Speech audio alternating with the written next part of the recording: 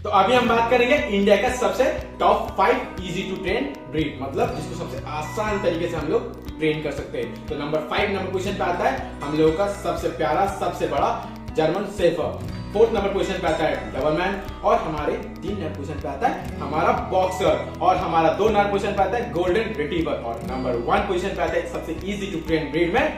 Labrador retriever. इसी तरीके का इंफॉर्मेटिव वीडियोस के लिए आप हमारे चैनल को सब्सक्राइब कीजिए और जुड़े रहिए, और साथ में हमारे एप्लीकेशन को इंस्टॉल कीजिए वाओ पेज प्रोटीन, जहां पे आप फ्री में